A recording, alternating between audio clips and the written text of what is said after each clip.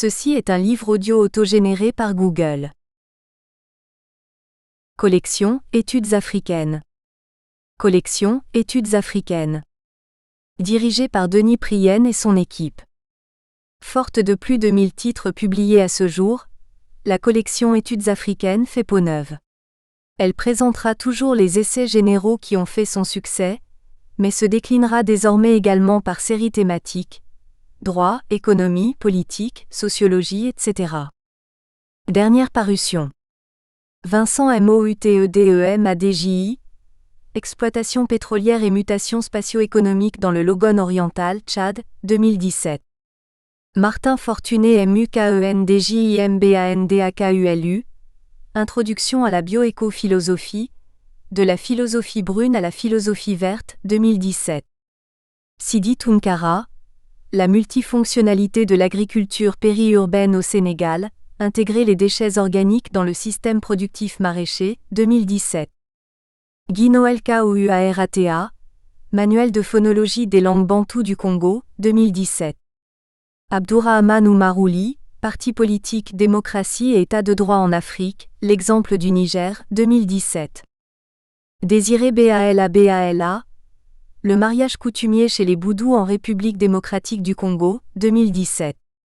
Ibrahima Traoré, L'état de droit dans les républiques du Mali et du Sénégal, 2017. Nathalie Vumilianakabanda, La protection de la veuve en République démocratique du Congo, quelle effectivité, 2017.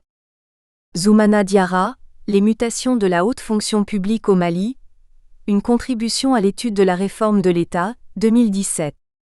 Issa Makan Keita, La responsabilité pénale des personnes morales en droit malien à la lumière du droit comparé, 2017.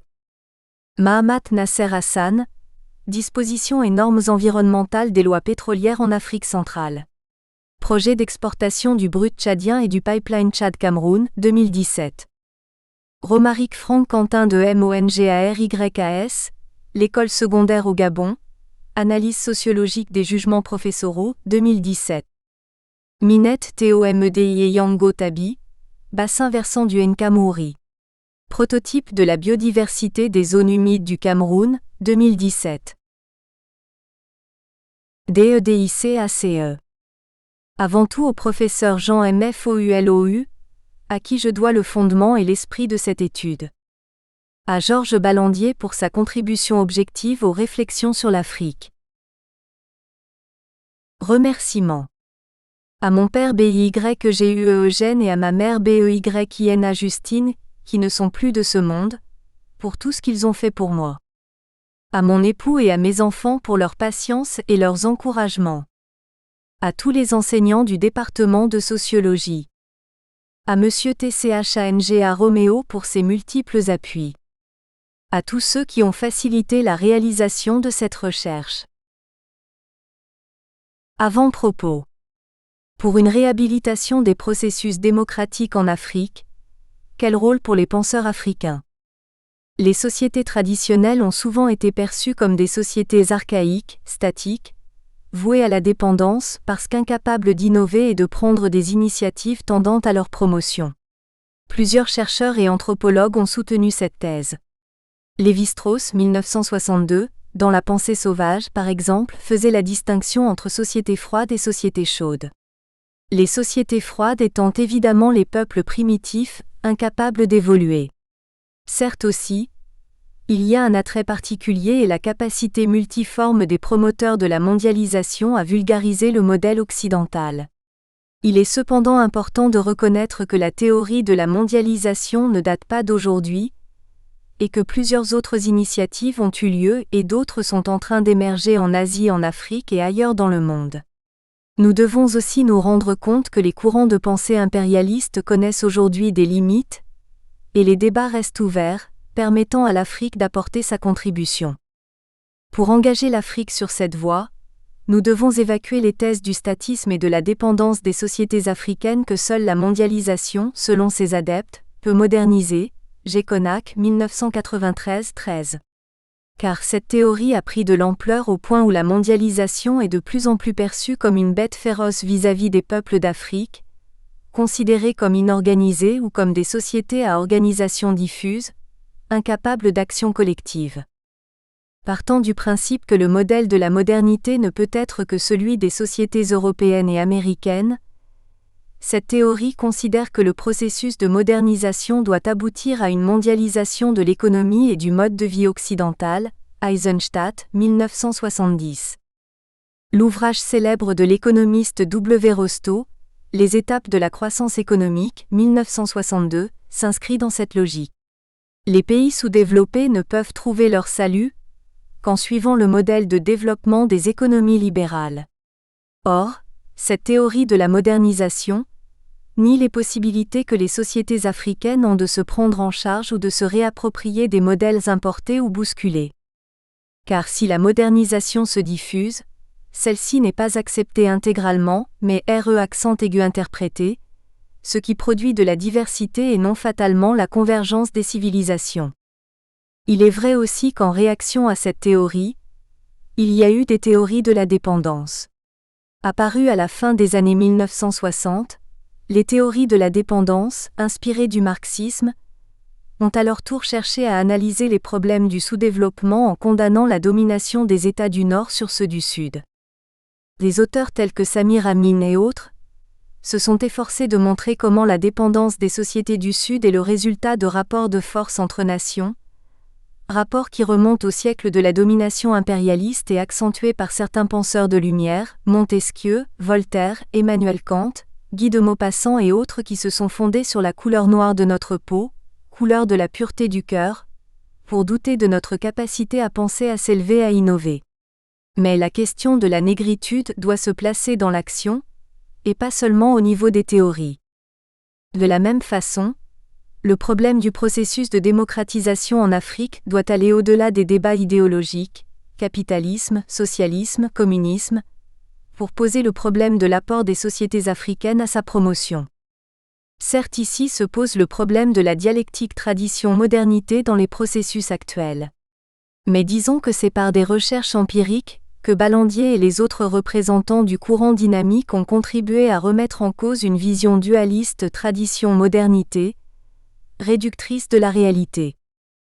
Au moment où le thème de la mondialisation est de plus en plus d'actualité, leurs travaux ont permis d'élever les débats et permettent aux chercheurs de mieux comprendre les enjeux et les mutations culturelles des sociétés traditionnelles africaines. En effet, loin d'être uniquement synonyme de déstructuration, la mondialisation permet aussi d'observer comment certaines traditions se réactualisent, se revitalisent et influencent des processus importés. La relation entre tradition et modernité n'est donc pas dichotomique, mais dialectique. C'est dans cette perspective que s'inscrivent les travaux en sciences politiques sur l'État en Afrique, comme ceux de J.F. Bayard, 1989, qui soulignent la redynamisation des trajectoires locales du politique en montrant comment on assiste à une réappropriation par les sociétés autochtones de l'État qu'on ne peut réduire à une simple structure exogène. De même, les recherches en anthropologie sur les acteurs économiques, comme celle de J.P. Varnier sur les modalités d'accumulation au Cameroun, illustrent la revitalisation de structures traditionnelles dans l'économie de marché, Varnier, 1993. Toutes ces études ont contribué à remettre en cause la théorie de la modernisation et les théories de la dépendance qui nient, chacune à sa manière, ce dynamisme des sociétés africaines de la tradition. Ce qui amène plusieurs partenaires de l'Afrique aujourd'hui à parler du dialogue politique sans dire quel est le contenu de ce dialogue, encore moins les invités de ce dialogue. Les problèmes de l'Afrique sont multiples qui tirent leur origine de ce lien social débilitant. Nous allons prendre en compte dans cet ouvrage les processus actuels de démocratisation et la manière dont ces processus ont été lancés et sont perçus par les populations africaines. En rappelant qu'à l'analyse des transitions en Afrique, l'on réalise bien que les processus de démocratisation n'ont pas été précédés de débats sérieux, des réflexions profondes pour pouvoir bien encadrer leur réalisation et affronter la situation nouvelle. Ils n'ont pas permis une préparation des peuples africains, leurs leaders à s'adapter, à se réajuster. Ces processus ont été enclenchés sous les pressions externes, alimentés par les médias qui ont précipité les événements. Certains intellectuels sollicités étaient crispés ou évitaient de heurter le pouvoir en place, et ont versé dans la complaisance. Bref, les mécanismes de dialogue ont été négligés. Les pouvoirs politiques mis sur pied pour déloger les systèmes traditionnels étaient si liberticides et autoritaires que même les intellectuels étaient liés et manquaient de courage. Malgré le contexte inapproprié pour ces changements politiques, le rythme de la revendication, parti des mouvements estudiantins, des mouvements sociaux ou des syndicalistes, s'est accéléré.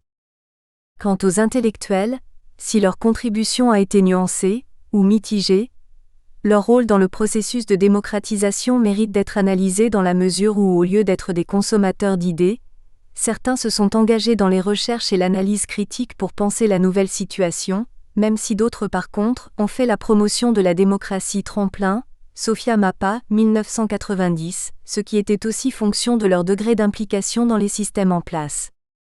Mais par rapport à ce grand bouleversement au niveau politique, les intellectuels africains auraient pu jouer et peuvent jouer le rôle de comblage du fossé entre le passé africain et la nouveauté miroitée par l'Occident et amener les Africains à avoir une vision holistique du processus, car les problèmes socio-économiques étaient aussi négligés.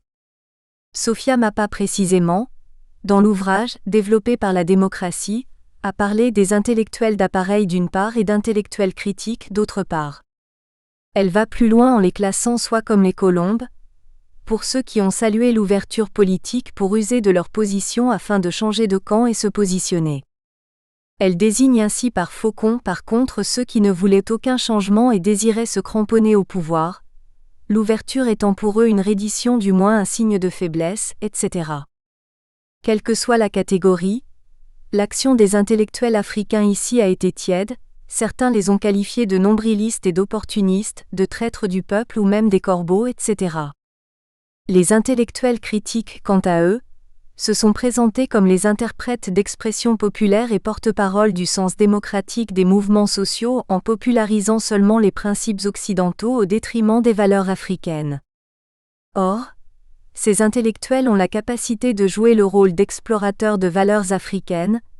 Afin d'atténuer les impasses actuelles, cela peut permettre la clarification des enjeux et l'élaboration d'un consensus sur les éléments les plus importants, à savoir l'organisation sociopolitique africaine et les éléments et valeurs de la démocratie néolibérale.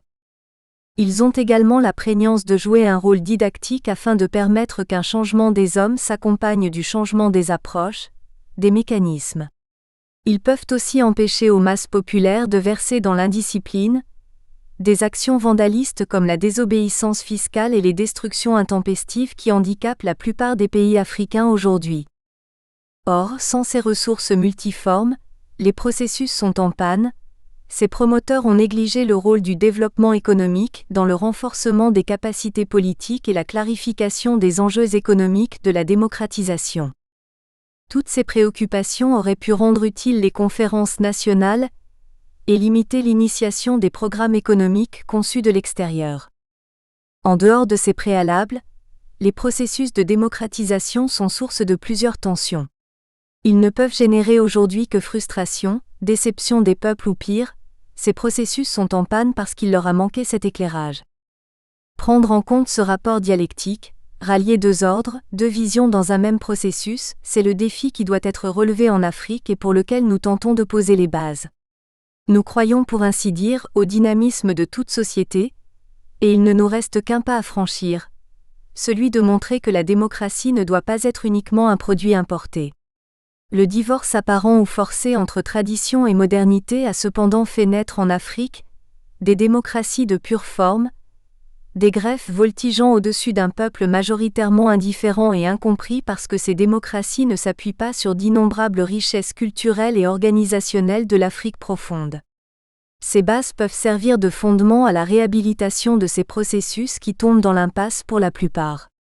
Même si ces processus semblent devenus irréversibles, ils sont téléguidés par la juxtaposition des principes néolibéraux, mais aussi traditionnels, montrant ainsi que ce qui a été bien planté ne peut facilement se dessoucher. L'Afrique ainsi sa contribution à apporter à la pensée politique universelle.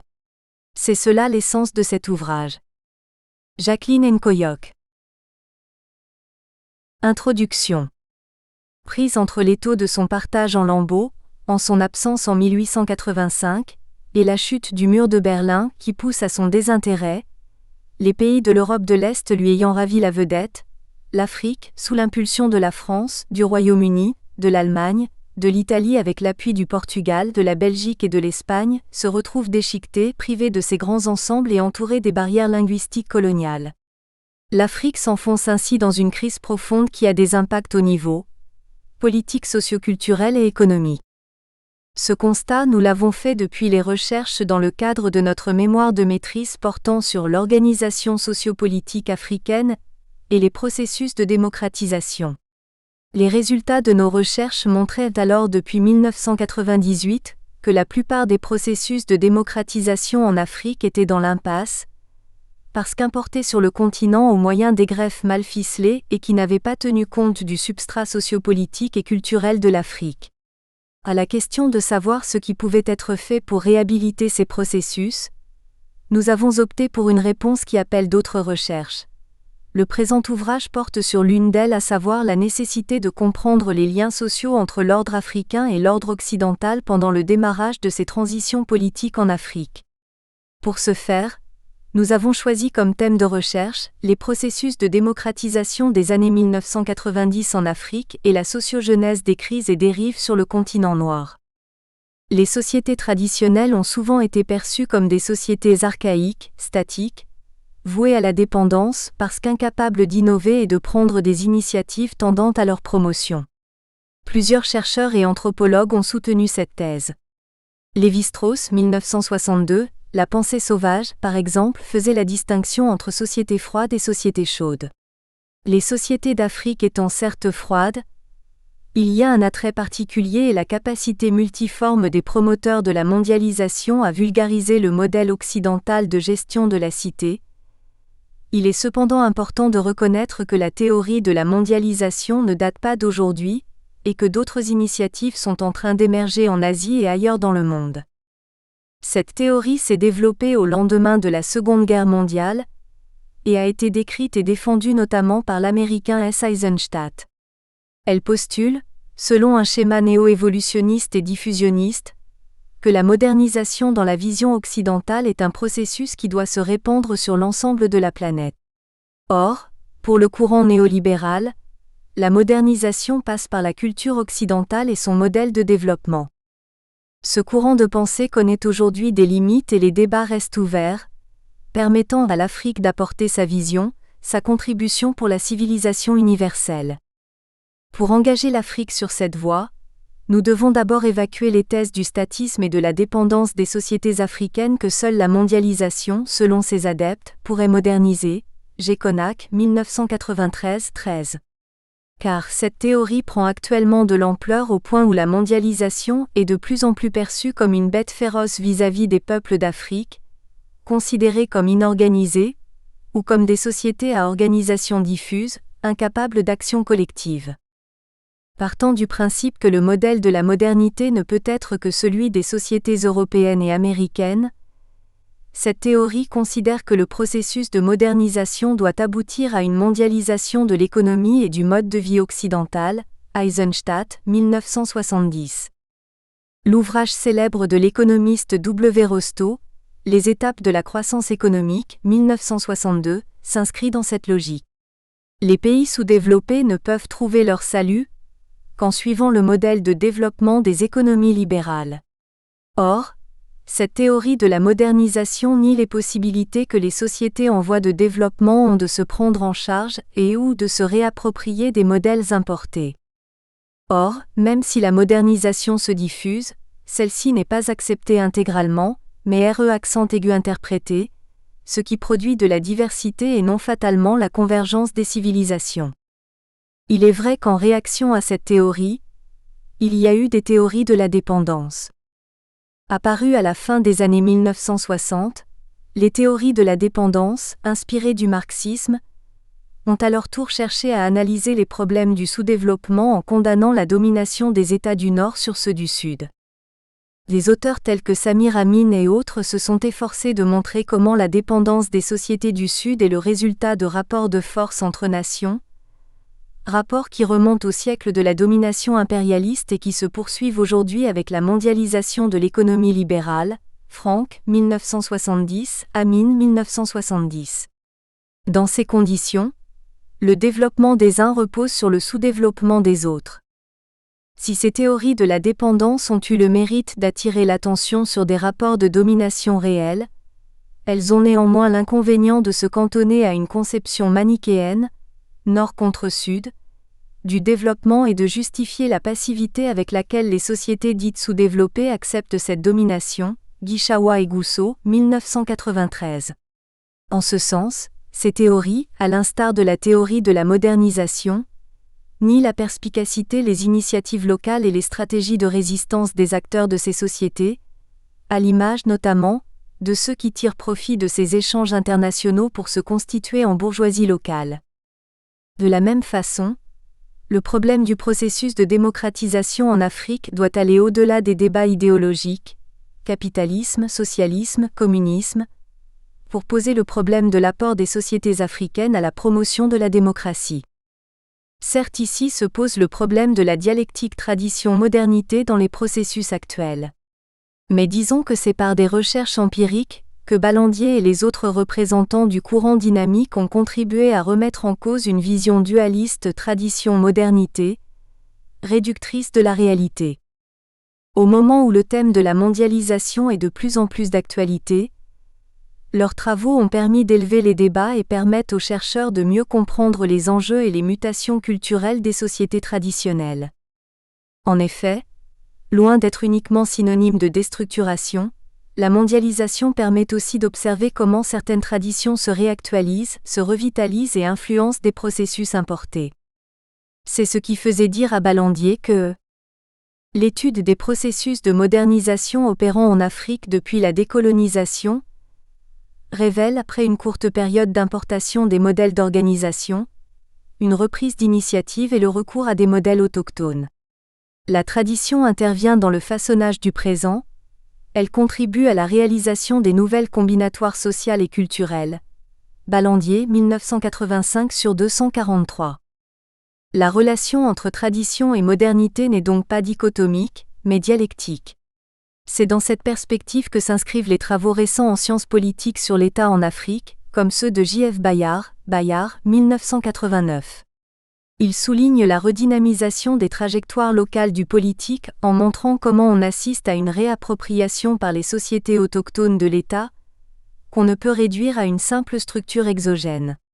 De même, les recherches en anthropologie sur les acteurs économiques, comme celle de J.P. Varnier sur les modalités d'accumulation au Cameroun, illustrent la revitalisation de structures traditionnelles dans l'économie de marché, Varnier, 1993. Toutes ces études ont contribué à remettre en cause la théorie de la modernisation et les théories de la dépendance qui nient, chacune à sa manière, ce dynamisme des sociétés africaines de la tradition. Prendre en compte ce rapport dialectique, rallier deux ordres, deux visions dans un même processus, c'est le défi qui doit être relevé, si nous croyons au dynamisme de toute société dans le sens où Ballandier l'affirme ci-dessus. Il ne nous reste qu'un pas à franchir, celui de montrer que la démocratie ne doit pas être uniquement un produit importé. L'Afrique a ici sa contribution à apporter à la pensée universelle. Or, le divorce apparent ou forcé entre tradition et modernité a fait naître en Afrique des démocraties de pure forme, des greffes voltigeant au-dessus d'un peuple majoritairement indifférent et incompris parce que ces démocraties ne s'appuient pas sur d'innombrables richesses culturelles et organisationnelles de l'Afrique profonde, qui pourtant devraient leur servir de fondement. Ces démocraties tombent donc dans l'impasse. Mais, ces démocraties sont malgré tout devenues irréversibles, bien que téléguidées à la fois par des principes néolibéraux et par ceux traditionnels, et l'on assiste au sein d'un même pays à la juxtaposition ou la fusion de plusieurs ordres traditionnels et démocratie moderne. Certes, nous sommes conscients de l'existence de plusieurs résultats de recherche sur les systèmes politiques traditionnels africains, certes aussi ces études ont été menées sous des regards ethnocentriques. Mais, force nous est aussi de reconnaître que ces valeurs et éléments de démocratie africaine ne doivent plus aujourd'hui rester sous forme de connaissances purement théoriques. Mais comment passer de la théorie à la pratique ? Quel est le niveau d'applicabilité de ces théories ? Et quels en sont les mécanismes facilitateurs ? Tels sont nos questionnements et nos motivations pour ce thème de recherche. Consciente du fait que l'Afrique actuelle n'est pas gouvernée exclusivement par la tradition, et que les processus de démocratisation sont engagés depuis les années 1990, au lieu de considérer l'impasse politique comme une caractéristique des sociétés exotiques comme certains ethnologues ont vite fait de l'affirmer, Goody, 1997, nous voulons ici montrer qu'en matière de démocratie l'histoire n'est pas à son terme. L'Afrique a son mot à dire, et surtout que les autres n'ont pas le monopole de la pensée politique. Nous avons certes déjà traité et évacué l'hypothèse de l'étrangeté de la démocratie pour l'Afrique, dans notre mémoire de maîtrise à la suite de P.J. Untonji, La démocratie aujourd'hui, 1990, page 61. Par ailleurs, la crise des élections présidentielles américaines de 2000 a aussi montré les faiblesses de l'un des vieux systèmes démocratiques considérés dans le monde comme le plus performant. Si le XXe siècle s'avère être le siècle de la prédominance de l'influence de la mondialisation, il est aussi sans doute le siècle qui indique que beaucoup d'erreurs ont été commises dans le passé, particulièrement dans la manière d'apprécier la gestion de la cité en Afrique et que le monde idéal reste à construire, paix, prospérité, équité, avancée des sciences et des technologies, le rapprochement des êtres humains grâce au développement des transports et de nouvelles technologies de la communication, etc. Si le XXe siècle a été le siècle pendant lequel l'Europe et les USA se targuent d'avoir assumé leur mission civilisatrice auprès des races inférieures de l'humanité, si les figures charismatiques de cette époque sont la reine Victoria, Bismarck, Roosevelt, Thatcher, Kohl, Reagan, etc. Pour avoir régné sur le monde, il apparaît aussi à tous aujourd'hui que le capitalisme industriel prôné par la mondialisation a surtout suscité les agitations, la pauvreté et les catastrophes partout dans le monde. Kosovo, Burundi, Rwanda, etc. La paupérisation par exemple, se retrouve au niveau le plus élevé. Le déficit de démocratie apparaît du niveau des pays au niveau global. L'exode des populations des villages vers les villes traduit le déséquilibre entre le développement des campagnes et celui des villes et aggrave les famines, augmente les persécutions et la délinquance. Pendant ce temps, les peuples africains assistent impuissants à l'accumulation des richesses par une poignée d'individus dans leur pays et dans les pays du Nord. L'analphabétisme s'accentue même au niveau des jeunes, les maladies comme le paludisme et le sida progressent, la corruption devient la règle, etc. Au vu de cette analyse, le XXIe siècle peut être considéré comme le siècle de bouleversement, Ballandier, 1994. Mais pour les Africains, il doit être le siècle de l'analyse prospective, compte tenu de plusieurs remises en question de systèmes opérés à tous les niveaux à la fin du XXe siècle. Le sommet de la Terre en 1992 sur l'environnement, à Rio de Janeiro. Le sommet du Caire sur la population, 1992. Le sommet de Rome sur la nutrition, 1993. Le sommet de Vienne sur les droits de l'homme, 1993. Le sommet de Beijing sur les femmes, 1995. Le sommet de Copenhague sur le développement, 1995. La conférence de Seattle, 1999. La révision des accords de Lomé, 2000. Les différents sommets Europe-Afrique, 2000. Les différents sommets Afrique-Amérique, 2000. Les différents sommets France-Afrique, 2001. Les multiples rencontres du G8. Le sommet de G8 à Gênes. La remise en question du système des Nations Unies. Toutes ces rencontres au sommet auxquelles nous avons participé à 80%, ont montré qu'il était nécessaire de réfléchir à une autre approche du développement et de gestion des problèmes du monde. Le XXIe siècle, quant à lui, non seulement doit permettre plusieurs ajustements, mais surtout devrait permettre à l'Afrique de prendre en compte les limites et les échecs de ces systèmes importés, mais il doit surtout permettre à l'Afrique non de subir les théories, mais d'innover, de procéder à une analyse critique et même à une autocritique. Dans ce sens, l'Afrique a une mission importante dans l'évaluation et la redynamisation de ces systèmes longtemps étranglés, notamment, l'Afrique a beaucoup à apporter dans la construction des processus de démocratisation viables. Elle peut aussi apporter, par rapport à la théorie de la mondialisation actuelle, une vision alternative. Pour ce faire, l'Afrique doit avoir recours à ses sources pour la gestion de ses cités. Si dans le cadre de cette recherche, nous voulons nous attarder sur les processus de démocratisation en Afrique. C'est parce que la démocratie facilite la résolution des autres problèmes. Elle est un tremplin pour le développement, la paix, la bonne gouvernance. À travers cette recherche, nous voulons montrer que les organisations sociopolitiques traditionnelles africaines avaient des éléments de démocratie, les mécanismes et approches dont on peut s'inspirer pour asseoir les processus actuels. Pour ce faire, nous allons partir de l'organisation sociopolitique africaine constituée en groupes ethniques, taxés aujourd'hui d'être le socle du tribalisme, du népotisme et du rejet d'autrui. Nous savons que ces facteurs constituent aujourd'hui, pour bon nombre de chercheurs, des contraintes majeures pour le processus de démocratisation en Afrique. Ces mêmes facteurs sont indexés pour être responsables des conflits, de tensions, de génocides en Afrique, Géconac, 1993-50. Nous voulons à travers cet ouvrage, montrer que cette évaluation biaisée constitue une analyse superficielle et que cette vision du monde et ses affinités ont joué un rôle important dans les systèmes traditionnels africains, et qu'un mariage est à négocier entre tradition et modernité dans la gestion actuelle des cités africaines, d'où l'hypothèse générale suivante. L'organisation sociopolitique de l'Afrique traditionnelle bien comprise peut apporter une contribution judicieuse au processus actuel de démocratisation.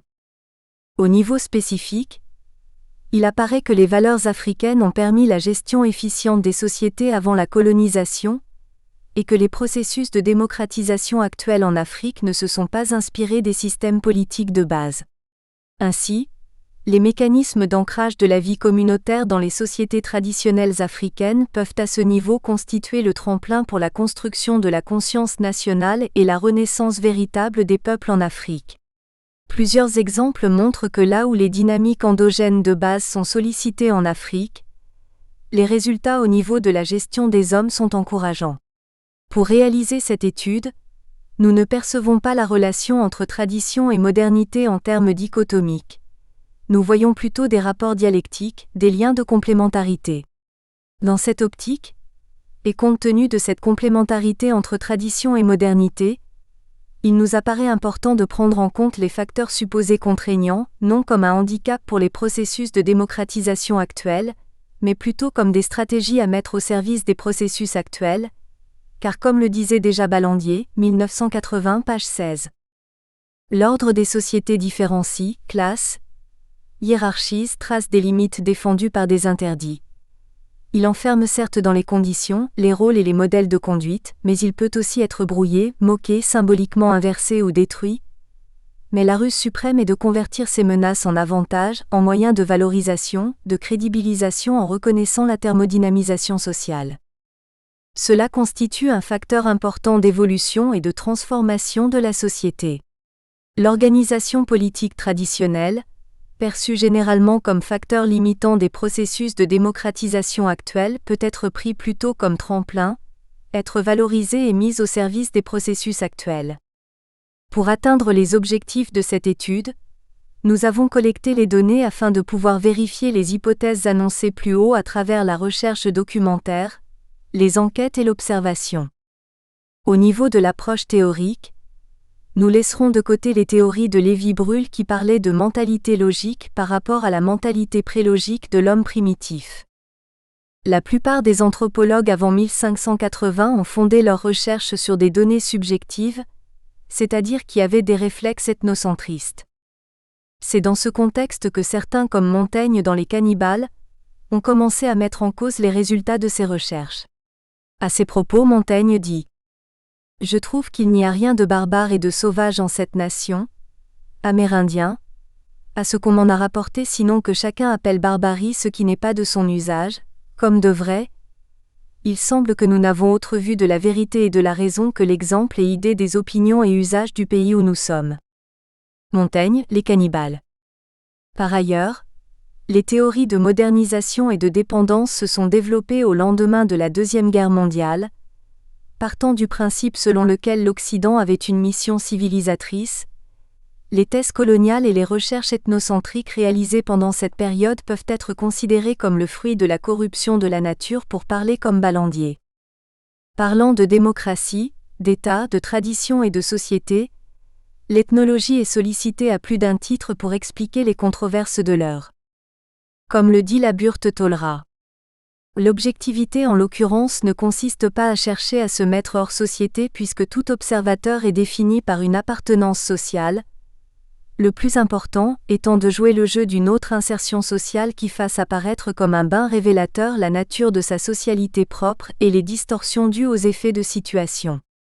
1993-412.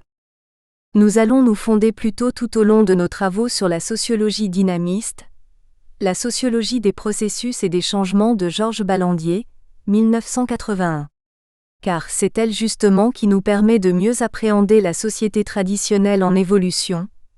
C'est elle également qui nous permet de comprendre les sociétés occidentales en scrutant leur passé. Mais pour atteindre ces objectifs, nous allons sonder un peu plus ce qu'est la réalité africaine afin de mieux la comprendre et de faire ressortir sa substance nécessaire pour la résolution des problèmes actuels. D'où la nécessité de l'analyse systémique qui nous permet de partir du postulat selon lequel la réalité sociale présente les caractères d'un système, qu'il nous faut comprendre, interpréter et expliquer. Il faut comprendre les phénomènes sociaux par les liens d'interdépendance qui les lient entre eux, et qui forment une totalité. Cette analyse nous sera utile pour comprendre le fondement des rapports sociaux, les fondements de cette gestion de la cité et les différents mécanismes d'ancrage. Cette approche a l'avantage de nous aider à placer les sociétés africaines dans leur rapport avec le monde, en perpétuel mouvement. L'Afrique se trouvant à la croisée de la tradition et de la modernité, cette dualité l'influence et détermine les stratégies d'action en général, les processus de démocratisation en particulier. L'une des finalités de cette recherche est de montrer que les sociétés africaines ont à apporter leur contribution à la démocratie universelle, et que ce qui se perçoit aujourd'hui comme contrainte majeure au processus peut s'appréhender différemment et constituer une valeur, des acquis qui nous permettent de poser les bases d'une négociation entre tradition et modernité dans les processus actuels. Délimitation du sujet. Notre étude concerne les populations africaines en général, dans la mesure où il existe beaucoup de similitudes entre elles. Cette délimitation est donc moins géographique que culturelle même si nous sommes de l'avis de Jacques Maquet, qui affirme Q'.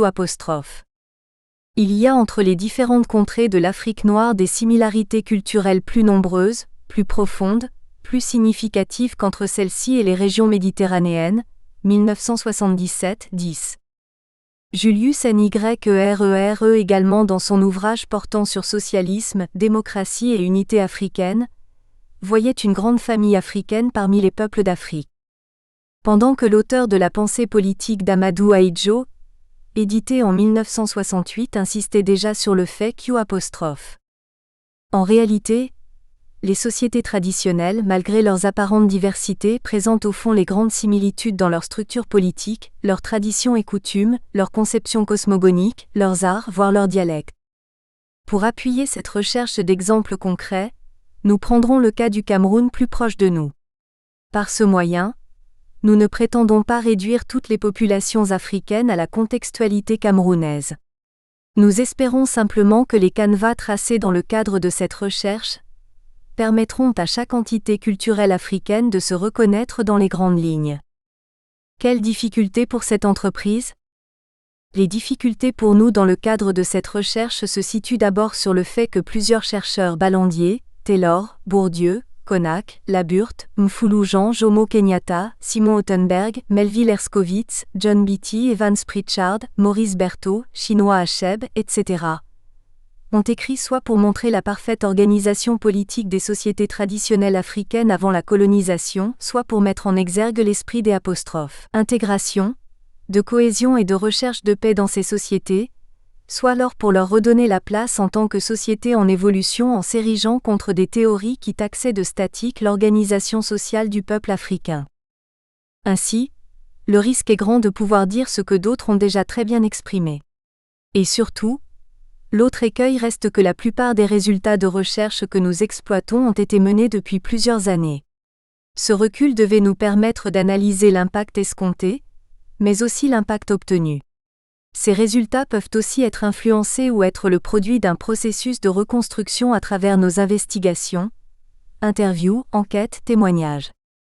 Par ailleurs, dans le cadre de cette recherche, nous avons utilisé des termes qu'il nous paraît nécessaire de définir au préalable, compte tenu du contexte de l'étude et pour faciliter la compréhension des démonstrations qui suivront. Présentation des concepts. Si l'anthropologie peut être considérée comme le savoir concret des différences au sein des sociétés, passées et présentes, la société peut se définir comme un groupe important en nombre relativement stable où se transmet une culture ou une civilisation. Tradition. Comme déjà indiqué, par tradition nous entendons l'ensemble des messages historiques, religieux, politiques, techniques, etc., reçus du passé et se perpétuant dans le temps en se transmettant de génération en génération. La tradition peut aussi être appréhendée comme un système, c'est-à-dire comme l'ensemble des valeurs, des symboles, des idées et des contraintes qui déterminent l'adhésion à un ordre social et culturel, justifié par référence au passé et qui assure la défense de cet ordre contre l'œuvre des forces d'opposition radicale et des changements. Vallandier, 1986-105. La tradition en anthropologie est souvent utilisée pour déterminer un type de société. Dans ce sens, la société traditionnelle pour certains s'oppose à la société civilisée. Au XVIIIe et au XIXe siècle, ce terme était utilisé pour désigner ce qui est primitif, archaïque. Ainsi, le terme société traditionnelle a toujours été défini par rapport à la société moderne. Ethnocentrisme. Pour ne pas être marginalisé, tout individu est et doit être à quelque degré atteint d'ethnocentrisme, c'est-à-dire se sentir fier d'être avec les siens. Cependant, une nuance doit être faite entre ethnocentrisme et racisme. Par exemple, si je dois me reconnaître, je ne dois pas nécessairement devenir hostile aux autres. Pour Laburte-Tolra, à propos, lorsqu'une civilisation connaît une crise, elle recherche le contact avec les autres, et ce sentiment disparaît généralement lorsqu'une société retrouve une sorte de certitude de soi. La participation. S'agissant de participation, nous pouvons dire que les idées, les désirs, les besoins, les buts et croyances se constituent dans le processus d'appartenance à un groupe dans la mesure où un certain degré de coopération existe entre les membres de ce groupe. Ethnie. S'agissant du concept ethnie, il peut se définir par le terme peuple. L'ethnie peut se définir comme un groupe dont les membres se considèrent à tort ou à raison, comme ayant une même origine, voire un même ancêtre. L'ethnie peut aussi se définir comme un peuple et désigne toute société qui se reconnaît une identité de culture au sens où le décrit Taylor, pour qui également, l'identité culturelle constitue la tribu. Quant au terme ethnicité, c'est la manière dont les acteurs sociaux pensent les divisions et les inégalités sociales en termes d'appartenance et de différenciation ethnique. Tribu. Quant au mot tribu qui se confond souvent avec ethnie, le concept représente un ordre rassemblant des communautés qui restent indépendantes dans une organisation politique supralocale. La chefferie. La chefferie est définie par Daniel Abois, dans sa thèse d'État intitulée Commandement européen, Commandement indigène au Cameroun sous administration française de 1916 à 1960, comme espace d'exercice de la souveraineté, mais aussi comme concession du chef. La chefferie peut posséder une autorité centralisée et régner sur un certain nombre d'unités locales. Considérée par certains chercheurs comme n'ayant pas un appareil répressif formel, certaines chefferies comme le Lamido de Ray-Bouba au Cameroun possèdent un appareil répressif formel. La chefferie implique aussi une économie fondée sur la redistribution, Bamoun et Bamileke de l'Ouest Cameroun, Lamida du Nord Cameroun, etc. Identité. L'identité quant à elle est principe de cohésion intériorisé par un groupe et lui permet de se distinguer des autres, de se reconnaître et d'être reconnu. Laburte-Tolra. Politique. S'agissant de la définition du concept politique, nous pouvons dire que politique vient de poli qui en grec signifie cité et désigne ce qui a rapport avec la cité, et la cité dans la Grèce antique est conçue comme l'ensemble de citoyens ou hommes jouissant des mêmes droits et participant plus ou moins directement à l'administration de leurs intérêts communs. La démocratie est entendue ici comme le gouvernement du peuple, par le peuple, pour le peuple, chaque peuple pouvant parfaitement à bon droit concevoir la forme de gouvernement qui dans son esprit signifie la gestion de ses affaires par lui-même et pour lui. Pensée politique Amadou Ahidjo Opsit. Dans cette étude, la politique est considérée comme l'art de gouverner et d'harmoniser les intérêts parfois divergents, et de procurer à l'ensemble des citoyens des conditions matérielles et morales concrètes dans lesquelles chacun d'eux pourra vivre le mieux possible. Citoyen. Nous pouvons définir le mot citoyen comme quelqu'un qui a la capacité d'exercer les droits de participation à la chose publique, voter, exercer les mandats administratifs, accéder à l'administration, exprimer librement ses opinions dans l'espace public, l'objectif étant de participer à la gestion de la cité. Pouvoir. Par pouvoir, nous entendons la capacité que possède un individu ou un groupe d'exercer une contrainte pour obtenir d'autrui quelque chose ou quelques actes qu'il en désire. Parfois, le pouvoir appelle la force, la séduction et l'éloquence. Nous devons cependant distinguer pouvoir et influence, pouvoir et autorité. Les groupes de pression comme les syndicats ou la société civile en général peuvent influencer les décisions des hommes politiques, mais n'ont pas le pouvoir. C'est le peuple qui délègue le pouvoir dans une démocratie vraie. Cela suppose le maintien d'une communication constante entre le pouvoir et le citoyen. Cependant, cette communication exige une maturité de part et d'autre et l'éducation civique nécessite une instruction minimale. Mais aussi nous pouvons dire que le pouvoir est ambivalent et considéré comme légitime quand il suscite l'adhésion de la société. Le pouvoir doit aussi être légal, conforme aux règles, mais un pouvoir peut être légal mais non légitime, c'est-à-dire non accepté par les gouvernés, exemple le gouvernement de Vichy. Le pouvoir peut aussi ne pas être légal, mais légitime, le gouvernement de De Gaulle qui a bénéficié de la caution de la société française. Mais dans une société de consensus, il y a convergence des jugements d'appréciation sur un objet politique donné. Société civile. Quant à la société civile, elle se définit comme les organisations... Nous espérons que vous avez apprécié cet aperçu. Pour continuer à écouter ce livre audio sur Google Play Livres, utilisez le lien dans la description de la vidéo.